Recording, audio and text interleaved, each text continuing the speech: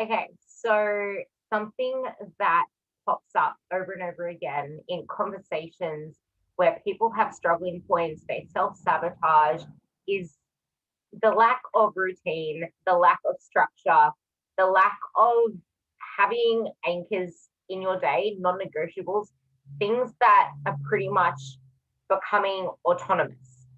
And that's the thing with repetition. That's the thing with having a schedule that suits you. And that's different to everybody. It can be different on a weekly basis. For me, I actually put mine up on a whiteboard because I can erase it, I can sort it out, I can edit it if I need to through the week, but it's the backbone, it's the structure. Then the to-do list in itself, I actually put that on paper. Now, when it comes to routine, how much of your day is actually given to other people? Your work, your spouse, your partner, your boyfriend, your kids. Like a big chunk of the middle of the day is centered around other people doing other things, what you get paid for, what you get like love out of doing, like hobbies, whatever else, that's in the middle. So it is so important to have a structure before and before you sleep as well. Before it all, when you wake up, before you sleep, to sandwich the day and to bookmark it. Start the day with you, end the day with you, and have a structure for how you want to like run your day. Have appointments in for when you want to do your workouts, which could change week to week. It's okay. It's okay, but it's structured in, it's planned ahead of time, and you're aware of where it's going to go.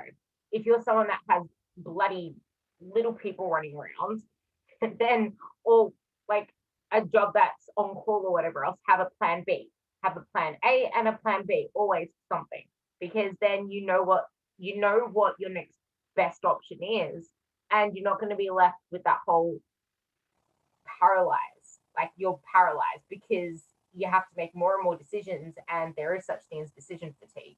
So here's Amy. She's going to talk about why habits and routine is so important to her. She travels for her job. A lot of people travel for their job. They have you have FIFO jobs. Like as someone who has a job that demands a changing schedule all the time, it is really important for her to have routine. But you can get judged. You can have people having their opinions against it. Anyway, I'll let her start talking and talk about routine habits.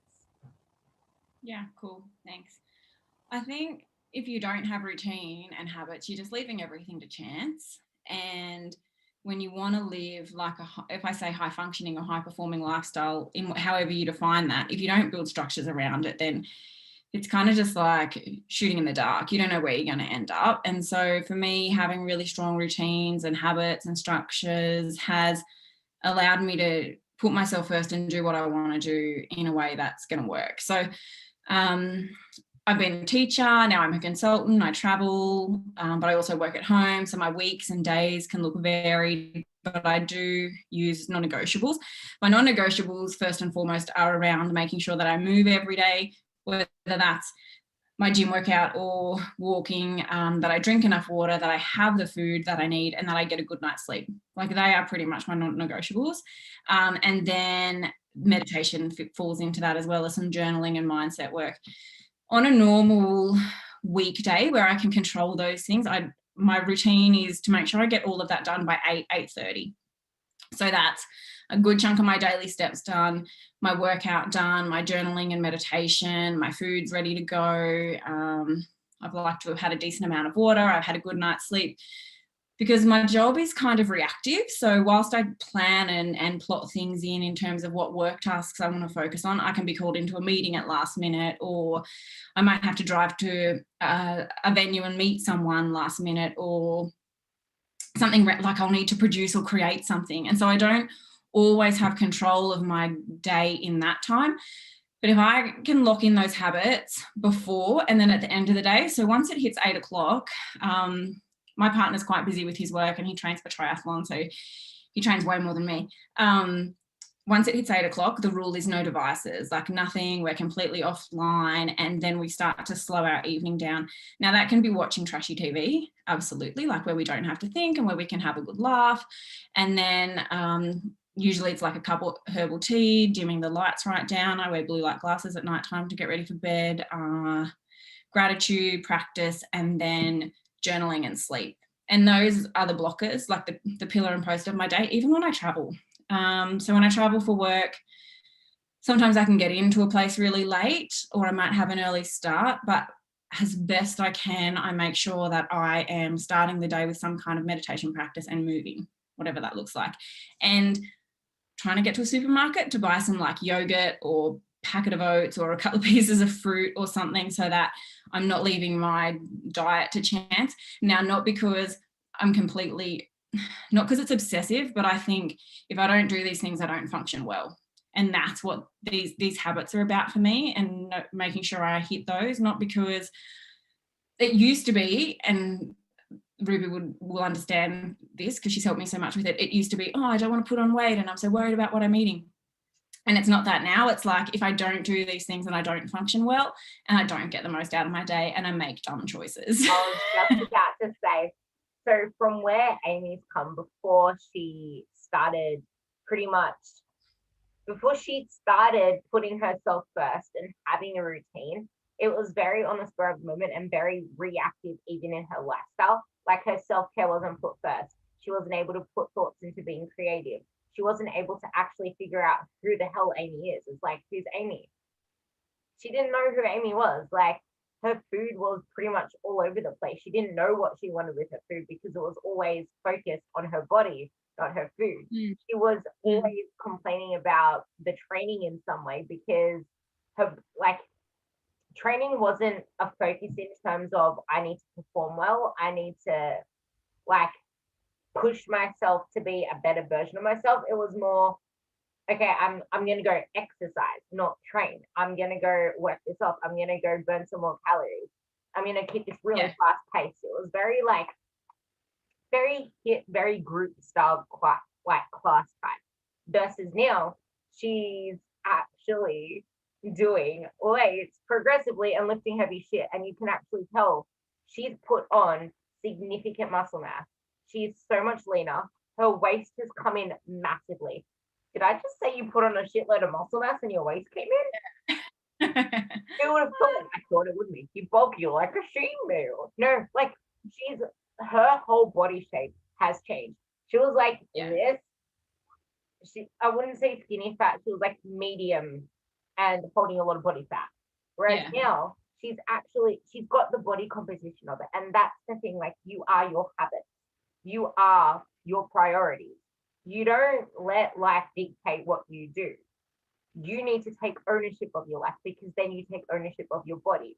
If you're not in control of what you put into your body and what your body does, what are you in control of? Like, you're literally just floating through life like this and getting pushed around in all directions, and then you wonder why you lose your mind. Like, look at the space around Amy, for example. It's organized, it's clean, it's decluttered. You are your environment as well. If you have a cluttered environment, your mind's going to be cluttered. Same with social media. If you have a cluttered social media feed, if you're scrolling through all the shit and getting directed in this way, that way, hey, look, an ad pops up. Huh? She's telling me I need to lose 30 freaking pounds in a week. Like, you need to actually control your social media too. You need to make sure that you're looking at what you want to look at. I actually have my homepage of my, you know how when you open Chrome and stuff, you open it up to like a homepage. Mine is my chronometer for tracking my food.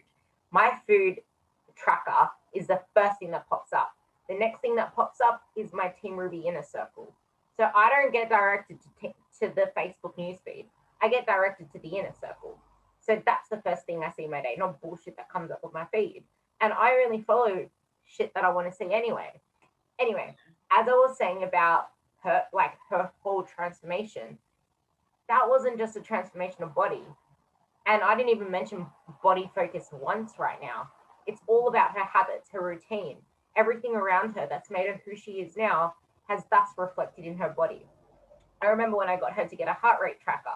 Now, it's not about you should never focus on your heart rate getting jacked up during your weight training. You have to know what to look for when it comes to that. For me, I was looking at how it would be like here and then here for a while, and then wait, here and then here for a while, and it'll stay here, a little bit here, Like you could see she was taking so much rest and not pushing herself in the gym because her heart rate didn't even get that high, even though that wasn't the goal. Before you know it, I'm like, okay, we're ending this phase. We're going to start the new phase. But because it's the last week, I want you to literally take every set to failure. Every set. I want every set to failure. And she realized that she was massively undercutting herself of strength and gains. So then I elongated it one more week and told her to do the same thing. And what would you know? Her to failure wasn't actually to failure because she ended up doing even more weight. And then I didn't have to tell her to do that ever again because she applied that mentality of, oh my God, I've been undercutting myself to all the rest. Like the key to actually transforming your body is lifting really heavy, but that's relative. It's not really heavy. Hey, look, Ruby just lifted freaking 200 kilos. Well, I didn't lift 200 kilos. I'll say something more relatable. Ruby just lifted 100 kilos on a deadlift. I'm going to go lift really heavy and do 100 kilo reps. That's dumb. That's not really heavy. That is dumb for you. Like, what is really heavy to you? It might be 70 kilos where you can actually do all of your sets properly with good form, with good technique, no breakdown. You're loading the right muscles and you can rep all those reps out. And you're struggling on the last rep. You're pushing yourself. And then you realize you have one more rep and you're pushing through that last rep after you just pushed yourself through it, but you still have good form. Like, make the two last reps difficult of every single exercise. Something that I have changed my mind on, thanks to my mentors and my coach, is I don't give RPEs anymore. I don't give RIRs anymore. No rests in reserve. No the perceived exercise exertion thing. I don't do that shit anymore because you don't really know when you have one left. Because you might say you have one left, do one more, and then you have a lot more. Or you might say, I have one left. But what is it? Is it a junky rep? Like, it's taking your focus onto, okay, how many do I have left? It says I need to do two reps in reserve. No. Like, do every single set to technical failure. That is when you should stop the set. And that's exactly why it's about the quality of the reps and exercises that you do. Like, you can ask Amy, I don't give her a traditional bro split. Like, I sequence my exercises in a way that there will always be quality reps. And it's still pretty freaking hard, isn't it? Yeah. But it's like, we're talking like my workouts are like 30, 35 minutes now, as opposed to like an hour and 20. But it's how I show up and the quality I bring to it and what I deliver, which is like how I show up in every area. Yeah. Now. How you do one thing is how you do everything. This is where people fall so short. I was listening to a podcast by Ben Poliski, and it wasn't until the end of it that I actually tuned into it because he said, but that's the thing about the gym. Like, if you're not having focus executing that exercise, that says a lot about for how you execute life. Like, focus on one thing is focus on everything else. The way that you bring yourself. I was listening to another podcast on my run yesterday where he said, if you love your partner and you want to have a really good relationship with your partner, you would give them your time, your focus, and your actual self. Like, you would be there in that moment. You'd be there with intent. Do the same with your food. You want to have a good relationship with your food. You need to be able to sit there intimately with your food and enjoy it, like, mindfully. Same with training. Like, you need to be able to be mindfully present within that training to enjoy it. And this is exactly why routine is so important, because she wasn't like this before. She was a scattered fried egg, scrambled fried egg with all the random sauces and herbs, and you wonder what it was, because is it an egg or is it just some weird thing? Like, as soon as she started having this structure, she started putting herself first. Start the day with herself, end the day with herself. Yeah, she watched trashy TV, but if your job is as crazy full on, you need to do mindless shit. My mindless shit isn't really mindless, but I enjoy it, and it's scrolling Instagram stories.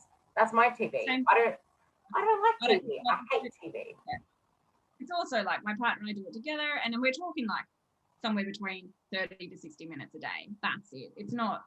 So I think you know your habits and routines and what you're okay with, but be mindful of where you're spending your other time and energy too. Like, we've all got to have some kind of outlet where whether it's scrolling through social media or watching trashy TV, because it's we've got to slow down. That's the it's like you're saying have habits and know how you're training and eating and a good relationship with that, and you got to have a good relationship with wind down and sleep. It's the same thing. You can't just be like scramble, scramble, scramble. Now I'm going to bed. Like we don't work that way. You've got to, everything has to have a system. Everything is a system. Some work, some don't. So, what's not working and what are those systems that aren't working, and you got to change that. It's the yin and the yang. You can't train hard without resting and recovering hard too. Like there was, I don't know whether you saw it, but I put up a photo series in the inner circle where it was, I really need some rest. And then the next slide was, yeah, I feel really guilty for taking some rest. I should be doing more. And then the next slide was, no, I really need rest so that I can be more for myself. And then the next slide was, and then I can be more for others. It's not about refilling your cup so then you can pour it into other people.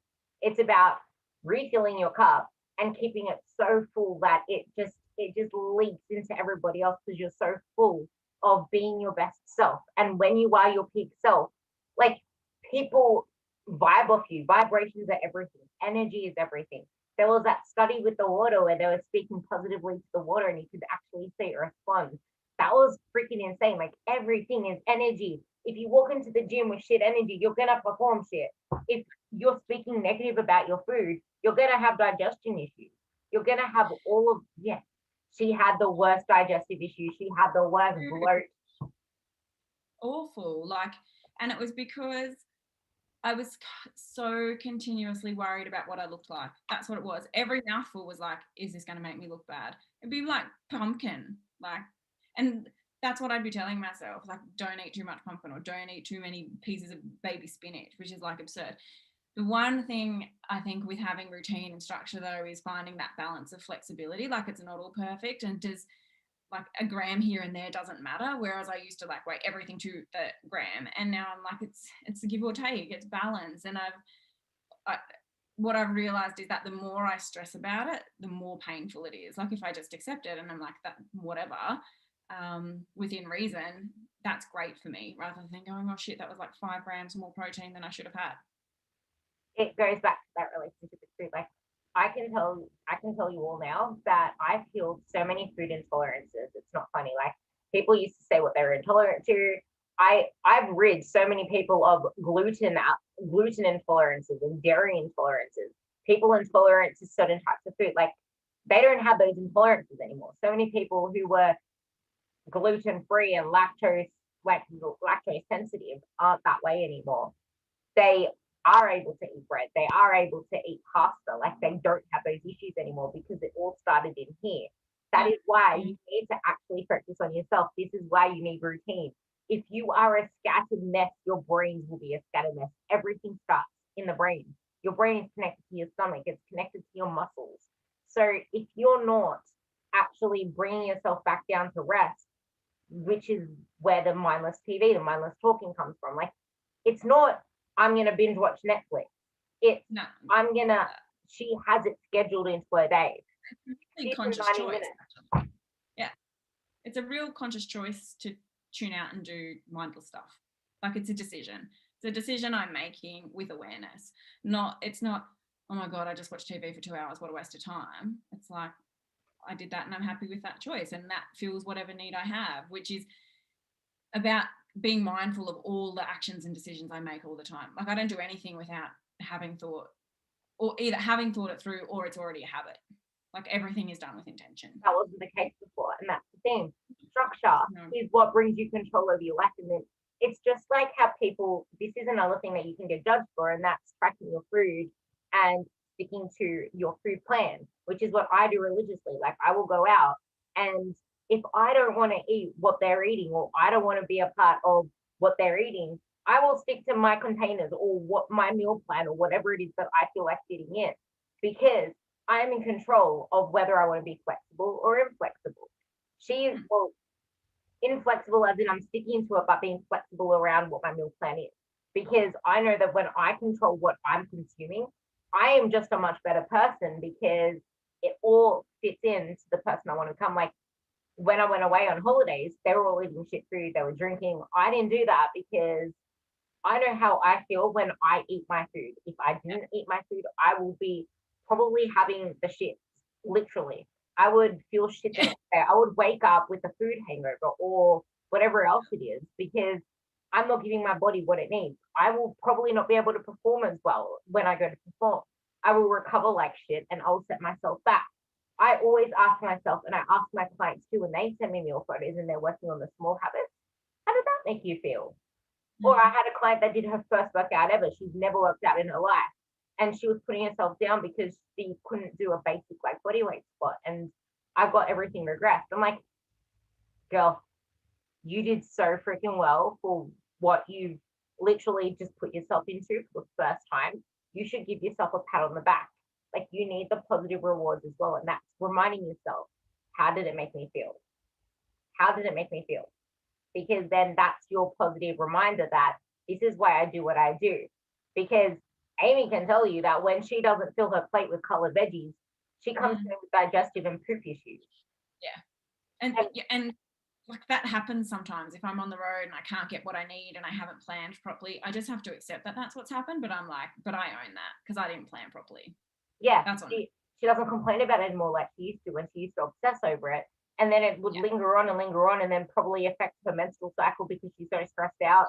And that's the other thing, like our bodies respond to stress like so like rapidly that your menstrual cycle can get messed up. You can get worse symptoms than usual. So it's so important that you do have these routines in place. And like people judge you for it. Her partner judges her for it. She will even tell you about that as well. What does he say? It's really hard for him, I think, when like especially around eating out and stuff, or like just having more. Firstly, he's a guy, so that makes everything different. It's not the same. And he does triathlon, so he burns like thousands of calories a day and can eat whatever he wants. And it's sometimes it can be really hard for him, like on where he's like, let's get pizza or let's do this, and I'm like, well, I'm happy to get pizza, but I've got to work it into my diet and figure out what that looks like. I've got to know in advance.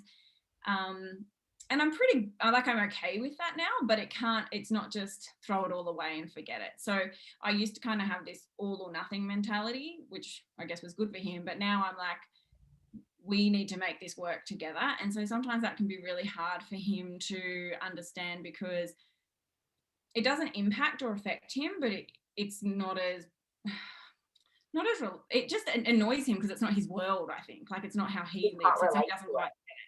Yeah, like he doesn't 100% relate because he's like, who cares? It's only a few slices of pizza. And I'm like, well, it's not just a few slices of pizza. Like it's pizza, and I've got to think about what that does to my body and how am I going to feel, and do I want to feel like that, and what's going to be the best option. And it comes down more to the time we spend together. And so it's just about going, well, I'm going to have like only 2 slices, and it's going to be like a really thin base, and I'm going to have a massive side of veggies with it, and you can go and have the rest. And it's about compromise, but also not giving into that pressure of it's only one piece, it doesn't matter, or it's only one drink, who cares. And really holding my space and saying, no, this is my life and it does matter to me, and I know what happens when I don't prioritize these things, and I'm not prepared to give that up. So you pointed out two real good things there. You see how she naturally just gravitated towards talking about how it makes her feel. Like, I wonder who taught you that. Like that's another thing about if you're a mother that wants to have a great resemblance to your kids and have them look up to you, realize they like trying to make them eat healthier and eat their veggies and all that other stuff. It doesn't start from what you say, it comes from what you do. They mimic what you do. And being in the teaching world, she's seen it herself. But that's the thing with partners. Like a lot of the time they don't understand, but it's okay. And they can't relate to it. But if you are so sure of how you feel and within yourself, and they see you being a better person from it, you will also inspire your partner in that way. Like it's okay that you're not on the same bandwidth because that relates to any other friendship as well.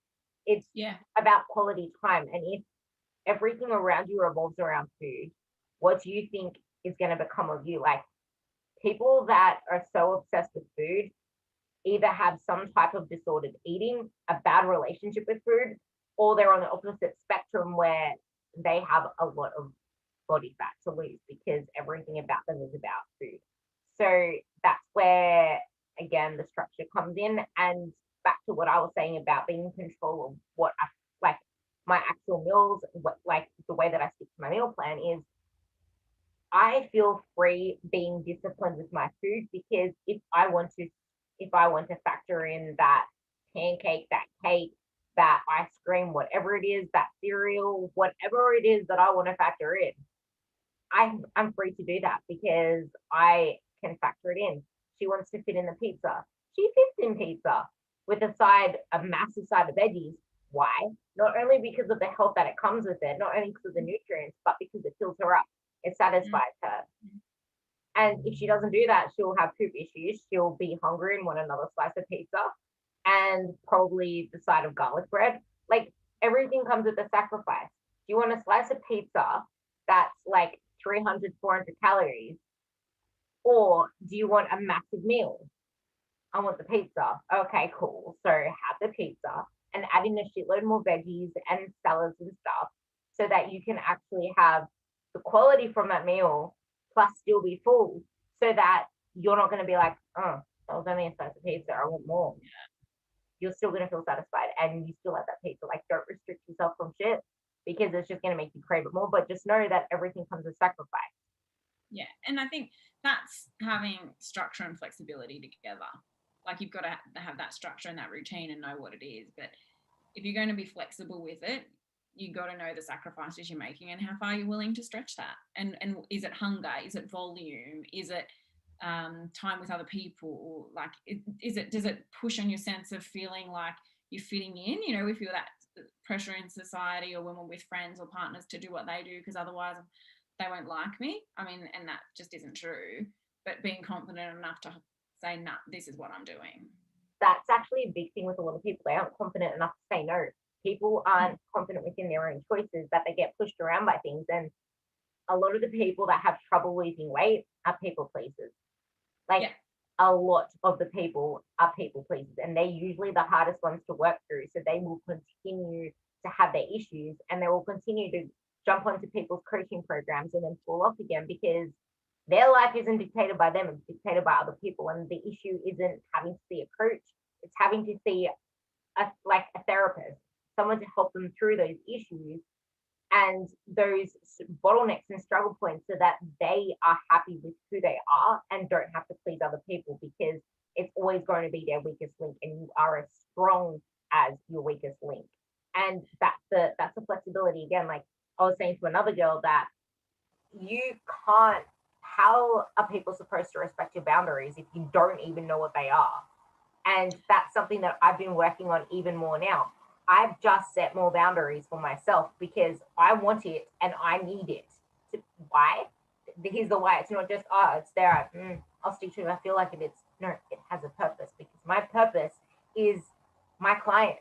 I freaking, like, there is nothing that describes how much love I have for what I do. Like, it pours out in everything that I do. Like, I feel my heart being given to my clients all the time. And that is why it's so important to put myself first, because it's always with them and it's always worrying about what they do. Like, if I don't center myself and practice what we're talking about, I don't know how I could put one foot in front of the other. Like, I care that much about what I put myself into with them. And I'm always worried about, oh, this person's being quiet. Oh, I need to reach out to this person. Oh shit, I need to fix this. Like, this is where the writing comes in. This is where structure comes in. Because otherwise you're going to be a frantic mess. Like, my boundaries now allow me to actually be a better coach with education as well. Like, I'm able to give them whatever, like, I have a whole belt of tools now. Which tool, and it's knowing which tool to use for which person. And that's what I've been, like, that's what my whole study is about. I spend most of my day doing the business side of things, doing the coaching side of things, not the actual, like spending time doing this and this and this and the physically stuff. I save time blocks for that, because if I'm a better coach doing the coaching stuff, doing that, okay, I need to figure out how I can program this. I need to learn more here, learn more there, be better as a coach. I'm going to relate this to everyone else soon, be better as a coach, so then I can actually be like have higher quality work. Everything is about higher quality work. Mothers, people at work, everyone else. If you actually focus on, okay, this is my time block for this, you're much more structured and you're not going to be a frantic mess, lose your shits at the kids because something else happened over here, and then you lose your temper with them, and then you lose your temper with your husband, and before you know it, he's got a bread loaf against his head because you just can't tolerate shit anymore. Like, calm you, calm environment, calm environment, calm you. But it all starts with you and your structure. Boundaries. You wanted to say something on that? Yeah, I think when you're like outsourcing your happiness or your decision making to other people, and you're expecting that they're responsible for that, or you're giving your time and energy to them, and then wondering why you're not okay, or things aren't working for you, it's because you haven't put those boundaries in place that say, no, this is how I operate with other people, or this is what that relationship looks like, or this is what I'm okay with and I'm not okay with. Or, one of my boundaries is, after 8 o'clock, I don't talk to people because I'm working on getting ready and going to bed, and that time is precious to me. Or, one of my boundaries is around making sure that if you work in an office space, you give yourself 30 minutes during the day just to not have anyone near you, because your head needs that space so you can get clarity. But if you're not confident enough in those decisions to kind of say no to other people, then it's just going to create mess, and that will manifest everywhere else. So you got to know where your boundaries are so that you can do you. That's what it is. That's what they're for. You pushed on a really important point there, because I see it with a lot of the girls, so I'll get you to go on about that again. Where you mentioned, if you if you keep saying yes to things or you stop saying no to things, that's when it filters into the other areas of your life, because then you become constantly a yes person, and you're never saying yes to yourself. It's always to other people. You've probably seen this in your workspace as well, so I'll let you talk about that more. I think every yes to someone else is a no to you. And every no to yourself is usually because you're saying yes to someone else or somewhere else. And if you're okay with that, be okay with that. But I think often I'm a teacher, so teachers are guilty of this, of like saying yes to doing extra things. Or if you're someone that is, suffers from that human giver syndrome, and so you're giving a lot, or you work in a caring profession, or you're a mum and you just say yes, yes, yes to other people all the time, every time you do that, you're saying no to yourself. And you've got to know what you're saying no to. Are you saying, when you're saying yes to other people, are you saying no to me time? Are you saying no to quality sleep? Are you saying no to getting the food ready that you need? Are you saying no to starting meditation? Are you saying no to going to the gym? Because that's like every yes is a no somewhere else. And so just be aware of, when you're saying yes, what are you saying no to? And that's exactly what filters into the rest of your life. And she sees it in the teachers as well. And that's why I brought it up, because that's how I can say that I relate to everyone else, because it might not be my kids, but my clients are pretty much like my children. I'm looking after them, making sure that everything is like how it should be. It's like having students as well as having kids. It's the same thing. And it's giving, like, we're givers. All mothers are givers. Women in general are givers, because that's the mindset we've got brought up with, especially if you're listening to this in this very moment right now. You're living with a generation that was brought up that way, that raised us, and then the generations that followed. So now you dictate the story for how your kids lead their lives. Don't make it so much that they're living a life of sacrifice, because it's not about surviving, it's about thriving. And that's exactly what Amy is doing now. Like, she's doing things that she's never done before in her job. She's got the confidence to do that shit now that she's never had before. I think I even saw you on a bloody advertisement. I've never seen you speak like that before. Tell us about that. Yeah, so there is an element of, I think, when you find that point of feeling really confident in who you are, that comes through in other spaces. And so when I say yes to things now, I'm not really saying no to me anymore. Like, my yeses, because I think when you get to a point of having really strong boundaries, when you are saying yes to someone else, you're saying yes to yourself as well. And so you got to find alignment between those things. Like showing up here for me today, it was an easy yes, because this is really important to me. So what am I saying no to? I'm actually saying no to like probably sitting down and reading a book or watching Netflix, because it's a public holiday here. So having a bit of chill time. But I don't mind. Like, I'm happy with that decision. And so I think when you find yourself saying yes to certain things, and you've got to be okay with those decisions that you make, that's when you know you're in kind of alignment with who you want to be and what you're doing. And there's a really sweet spot of confidence that comes through there, and that will show up in different ways. And that's pretty cool when you find that. Literally, like she said it herself, she aligns this with her values. If I'm saying yes to, like, I did an IG live with someone today, I said yes to that because I'm spitting out information that could help someone. I'm talking about my experiences, my knowledge. I'm able to get it out there. I wouldn't say yes to that stuff before because not, I guess it's not only because it wasn't it wasn't something I was confident in, but at the same time it was because I needed to be confident in it. And I'm not going to spit shit out of my mouth until I'm very confident in my place. And now I am finally at that point where I could say I can ramble on about anything and everything and feel like I have a place to say something because I've put in that work. And it took a long time to get here. And this is the same with everything else. Like, it takes a long time to get to a place where you're able to do that. Like, I'm doing IG lives now, I'm doing podcasts now, I'm interviewing some of my clients now because it's freaking powerful to get this shit out there and people need to hear it. And that is why am I doing it? Why am I putting my time into that instead of doing something else? Because it's my purpose. My purpose is to have an impact on the world in a positive way. This is positive. It's the same with her. She has that same value. We are givers. We're people that nurture, people that care, people that want to get out the word that not a lot of people talk about because it's so important. And well, actually, the reason we are so willing to talk about this stuff is because we know where we came from. Like, yeah. She's made a whole revolution from caterpillar to butterfly. So have I. And we want to help other people become the butterflies too, because it's freedom, like it is. And yes, we still have our work to do. Yes, we will always still have our work to do. And that's the beauty of life. That is life. There will always be challenges. If not, you'd be dead. Like, challenges are what grow you. Challenges are what push you forward. And going back to the fact that she did this crazy ass ad and actually spoke on it so confidently, she said it filters into other areas of your life. Her career opportunities have went from here to here. I shared a story of Jared on my Instagram the other day. He is going for he just got a promotion. Actually, he probably already had 3 promotions already, and he's actually applying for more and more. A lot of my clients have left jobs for better jobs. They're realizing that they don't fit in their workplace anymore because it's toxic, and they're applying for new jobs. Like, this shit, having your shit together links into all these other areas. New job, what does that mean? Better income, better hours. You are actually treasured for what you can do versus feeling like work is owning you. You spend most of your time at work. Make sure that it's something that actually fills you up.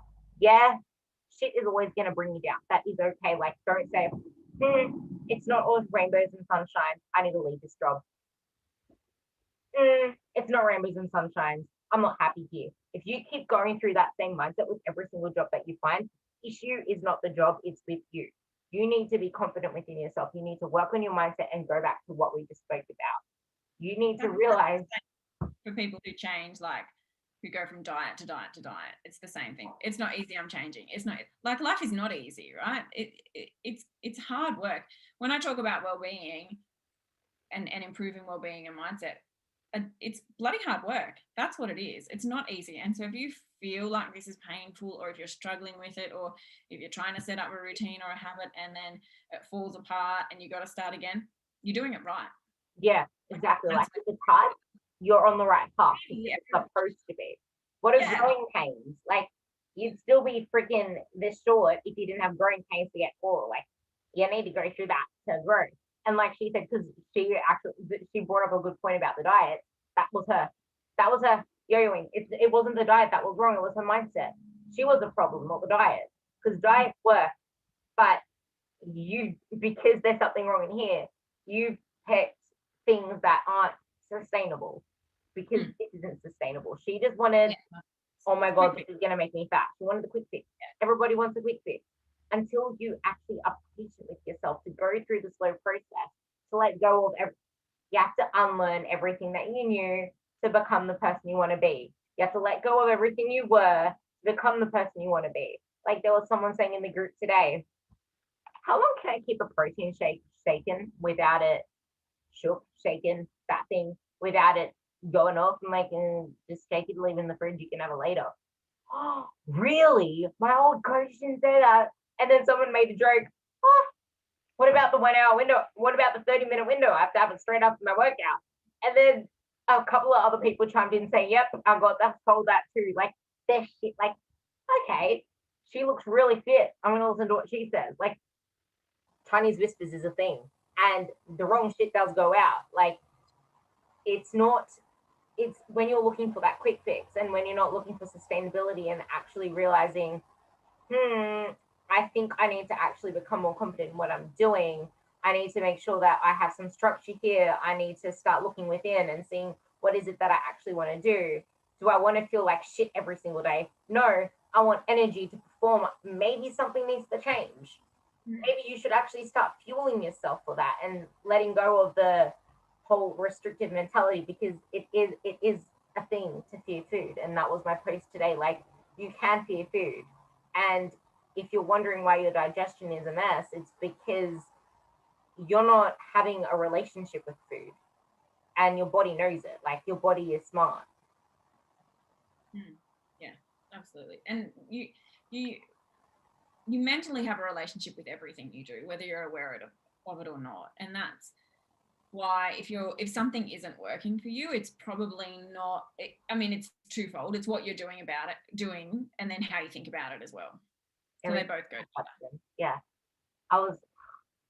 I'm trying to study more into neuroscience. So I'm really trying to study into neuroscience, like a different language. So I have to repeat it a few times, but it's so freaking interesting. It was relating to David Goggins as well. But he was trying to figure out how David Goggins was so like hard and on point, but he hacked the system. There wasn't really a system to hack. He figured it out. Like when people say they hacked something, and if it's actually the thing, they didn't hack shit. They just figured out the proper way to do something, and it's not an 800-calorie diet or a freaking cookie diet. He found out that behavior comes before emotions and feelings. Who would have thought? Like, you can't feel a certain way if you're not going to do the action first. It's like, I think I'm going to feel that way if you haven't acted already.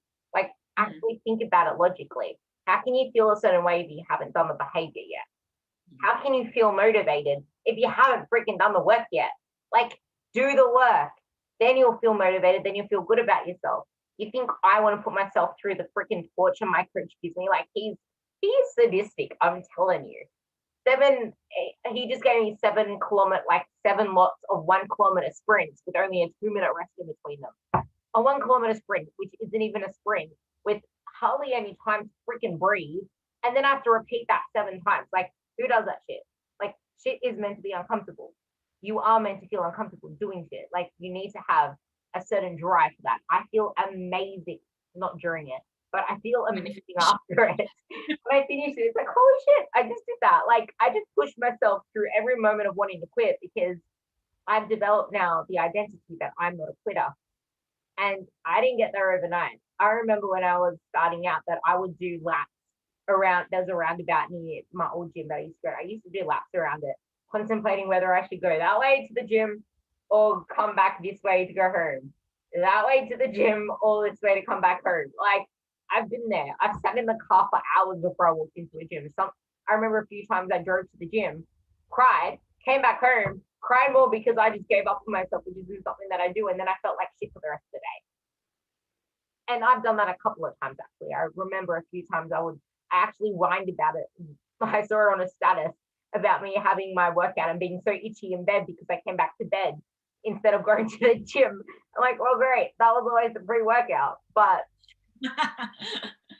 like, seeing shit like that reminds me of how I used to be, and so many people forget where they started.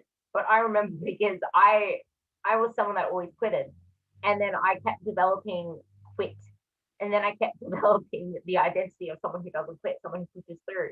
because I kept taking the selfies after my workout. I kept refocusing on how is this making me feel?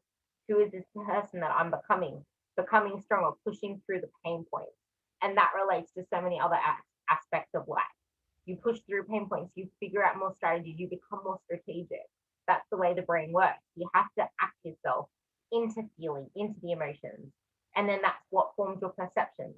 If you're not doing something and you're not enabling a feeling about that process, you're not having an adequate perception of it. Like Amy will tell you how much her relationships improve from it. All her relationships, not just her intimate ones, and her job. Like from the person you used to be, what was it like back then at work, in your relationships and everything else, to now? How are you showing up life differently? I think just in like all relationships in general, there was probably a sense of, am I good enough? Like that fear of being judged, and like so worried about what other people were thinking about me, when in actual fact no one was thinking about me because we were too busy thinking about ourselves, so it didn't really matter. And so when I let go of that, I can actually show up and be my real self, but also more genuinely there for other people, which I think is the difference between like showing up now because it's about genuinely helping this community, as opposed to showing up and thinking, what do I get out of it? And so And we when having you that visit agenda. that purpose, you Yeah, save so much more energy, you save yeah, so much more usually, time. yeah, it's just aligned. It's just part of it. And I think like just listening to what you're saying then about like going to the gym and driving home and not kind of following through too, and this idea of we've got to take action, but it can become so consuming with wanting to do it all at once, and so feeling like we have to tick every box 100%, and falling into that trap of comparing yourself with other people. So always trying to one better whoever it is that you're looking at, or whoever else is in the group, or whatever else someone did. You're like, I've got to be better than that person, or what their food is, or what it is. And you can fall into this trap of comparison. And it's actually just about just make that 1% change for you, that small change from wherever you are now. And that's how we compound our habits. Like, rather than trying to get everything done all at once, it's just one small change in a couple of areas, get that done, then do the next small change. Because otherwise that's when it all falls apart and you're like, this is too hard, I'm trying the next diet. I actually really love James Clear's thing on that thing as well. How you are literally the product of your habits, and those habits create those percentages upon each other. And yeah, I was there. I compared myself. I wanted to do everything all at once, and sometimes I still want to do everything all at once. But the thing is, I didn't have awareness back then versus having awareness now. It's consciously conscious and consciously unconscious. Just like when she was talking about being mindless for a certain hour of the day, she's mindfully mindless. That's You right. choose. When you are choosing and dictating and aligning your day with how you want to live, that is when you are living the life. Like, yes, shit will pop up, but once you're in control of yourself and you have that structure still there to go back to have that plan A, plan B, whatever it is, if you go away, you come back, you will have faith within yourself that you can get back on track, because you don't have to do the thinking. You don't have to do all the guesswork. You don't have to worry about other people. Because one, you're confident in yourself. You just built that up. Two, you're confident in your choices. And three, it's written out for you. And I think too, once you kind of know those things, like I don't think through how am I going to do it. It just is part of me. Like I don't think through how am I going to meditate in the morning, this is so hard, or how am I going to go to the gym, like this is exhausting, because I've just habitualized so many of those decisions that it just becomes like nature, like it's just pattern, it's just part of who I am. And so now when I do have to make bigger decisions around work, or I don't know, showing up with people and genuinely being present, I have the energy to do that, because I'm not spending all my energy on like, am I going to work out, what am I going to do, what am I going to eat, what am I going to have for dinner, let's stare at the fridge for 10 minutes, like, and make a decision. Like I don't have to do that because I've pre-thought about all of those things, or I've just habitualized all of them, so it doesn't require a significant amount of energy anymore. And when you remove all of those barriers to do that, then things just become easier. And so you're more aware of when you're definitely mindful all the time, but when you're choosing to be mindless, it works. You just brought up such a great point for me. So besides the fact that that kind of puts back into perspective the whole decision fatigue thing. Like you can easily grab a pizza at night or get takeaway on the way home if you haven't already got, I know what I'm going to eat, or it's already prepped. All I need to do is put on the stove, like that shit. But what I was just about to say there is metabolic adaptation. Like when you're dieting and you keep cutting your calories, and you have to keep actually, you always have to make a move, otherwise you get stuck. Not always, I guess. In a general scheme of things, the way that general people do it is, yeah, I periodize, but this is the way that bros do it. So let's talk about bros here, not Ruby's ways, because you know how I do it. That's why you look amazing. But the way that they do it is they'll have their calories here, and then they'll drop it here because all of a sudden they want to lose weight. Like they'll drop it a little bit too much. I'm stuck. Okay. Do more cardio, cut more food. Do more cardio, cut more food. What's gonna probably lose a period, probably lose more periods. Not sleeping, digestion issues. Mm-hmm. You don't fiddle around as much. You sacrifice some walks. You start using the remote instead of going to turn the TV. Like you start conserving energy. The same goes for your brain. Your brain wants to make things as automatic as possible. Your brain loves automaticity, but it needs to learn the habits first. So you need to keep feeding it the habits. You need to keep the reps going. You need to make errors, and then you need to learn from them. You need to make errors, learn from them. Errors, learn from them. Not errors, failed. No, you need to keep doing the reps. You need to keep doing the reps, and then it becomes autonomous, and then it goes to the central nervous. Like there's the level of processing that's all about learning and creating new things. Like it's all about the sensory, the proprioception, blah blah learning, and that's trying to form new things. And then you have the middle brain, pretty much, which is the autonomic stuff, the stuff that's already in there, and then there's the lower ones, which it sends it to then send it to the muscles to then do whatever else it needs to do. So you need to actually make it autonomic first, and then it just becomes this less energy, more energy to do other things, more energy to So it's like never a decision around will I train today or won't I train, or yes. Like, that's not it. I don't make that decision. Like that's not even a decision anymore. But it was. That was actually what you just made me so excited about. Like before, she would never prioritize workouts ever. Now, I'm traveling next week. Can you send me my week in advance so I know how I can plan things out? Send it. She's the only one that I do that for now, because before it was like, if I don't, I don't. Whatever. Yeah, it's kind of like, I'm traveling, I can't. So things in my life became an excuse to not. Whereas now I'm like, can I just have a look at that 2 weeks in advance so I can like map out? I was gonna, look, like this is what I did this month because I was going away. So like I drew up a whole on a bit of paper of like the days I was traveling and crossed out when I couldn't, and then plotted in what workouts I would do where and when I would do a yoga class, and that's how it is. That just makes me feel better because I know if I do it, I'm going to feel better. I love that so much. See, I can't believe I just got teary over that. I love that so much. Whoa. But that is how powerful it is. It actually got me emotional. But that stuff is what, like, you're actually making time for yourself. And because of that, she is so much more, like, her check-ins are the best things to read because it's all just awareness of herself, which was never there before. It's about expressing creativity. Her check-ins are never really about training or food ever. It's about her and her life. It's about what else she can do. It's what training and fitness is all about. It's about enhancing your life. So when it says what is a win, it's not about training or food. What's something to work on? The only time it ever comes to something to work on is when she knows she needs to increase her fiber because something hasn't worked right in the bathroom. But that's fine. Like everything else is, I need to do this. I need to do more self-care. I need to make sure I do this. Like it's life stuff. And there is life wins. Everything is life-centered now. And that's what it should be because my workouts are there doing their job. The nutrition is doing its job. I don't even get photos from her anymore. She does selfies because you can actually see the progress in everything that she does. She can see her body changing.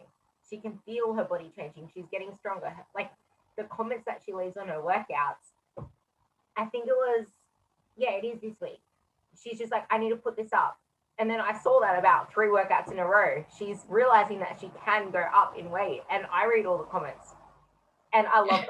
Like, they're actually ones about realizing she has more in the tank, or she needed to bring something back to feel it more. Like, she has more body awareness. This is where everything fits in. When you are so in control of yourself, magic happens. She is a walking testament of it. Like, she has never been more centered. And I'm sure a lot of people would be wanting to be in your place with the centeredness now. And that's the thing, like, you need to do the work, and it's not easy, and you need to push through those tough points, because you need to choose your hard, and there will be sacrifices. It might be saying no to your friends drinking on the weekend, but you need to say no more times than you say yes at the beginning.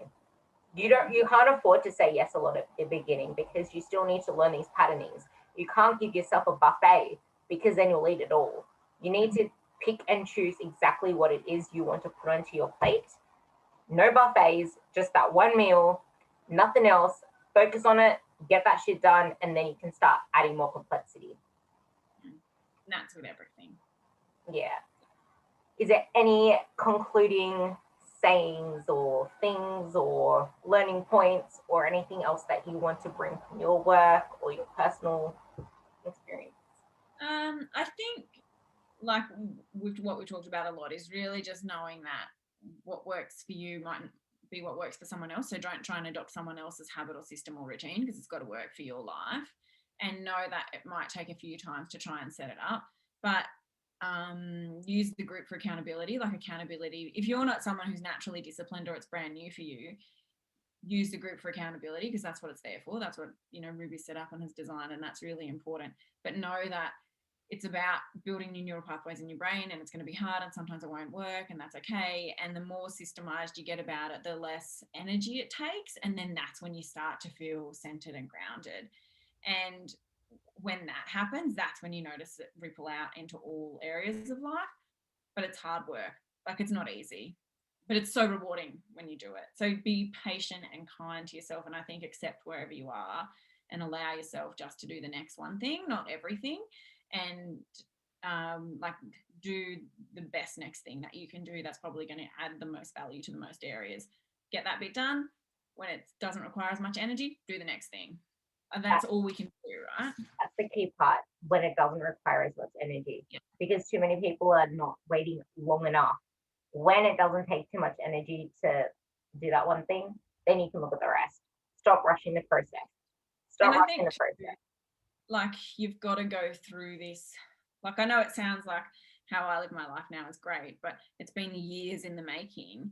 And you've got to go through, like Ruby just said, that really regimented phase. You've got to go through that really, I think, high disciplined space of having solid routines and structures, so that when you are okay with that, you can become more flexible, because actually it's not hard work anymore. Yeah. So you got to get to the point where it's not hard work and it's not energy, and it's just part of who you are, to experience the flexibility of it. Otherwise, if you go in with thinking, yeah, I'll just kind of do it when I want and I can be flexible with it, you haven't set up those structures. I'm going to try not to go on a massive rant and massive tangent to make this like another hour long, but holy shit, she just said something amazing. And like, the way that I had to push her at the start, because I was like, nah, strict. Like, everything was so strict. It was so strict to the point where everything she ate every single day was pretty much the same. Like, she was so strict with everything. And that's the same with, like, sometimes like people that don't already know how to count macros, I could go straight to stick to a meal plan as it is, no stuff, like, stick to it. There's flexibility within it, saying you can swap these veggies, you can swap these fruits. Like, I give every meal plan a heap of flexibility, but you don't change out of that. And then once you learn how certain foods make you feel, certain foods will make you feel amazing, and then you'll realize that, hey, I'm not bloated anymore. Hey, I'm starting to fit into my clothes, and all these other amazing things from the food. You're feeling better, you're sleeping better, you got your libido back. Then you'll start to actually pick those foods moving forward, and then you can move into your own flexibility, whatever that flexibility means to you. But you need to be comfortable being uncomfortable first, being strict with yourself to get there. Once you're strict with yourself to get there, then you can actually let the reins go a little bit to actually allow flexibility in, because you still need to be disciplined to allow that flexibility. So flexibly disciplined. Yeah, flexibly disciplined. That's the thing. Like, you can't just say I'm going to fit all the shoes like that, like I hate IIFYM. I call it flexible dieting, not if it fits your macros, because there's a different, like, there's a different level of flexibility that kids can have, for example, compared to adults. Like, you need to make it all in respect to you. So I guess we'll leave it at that. Do the next best thing and be flexibly disciplined.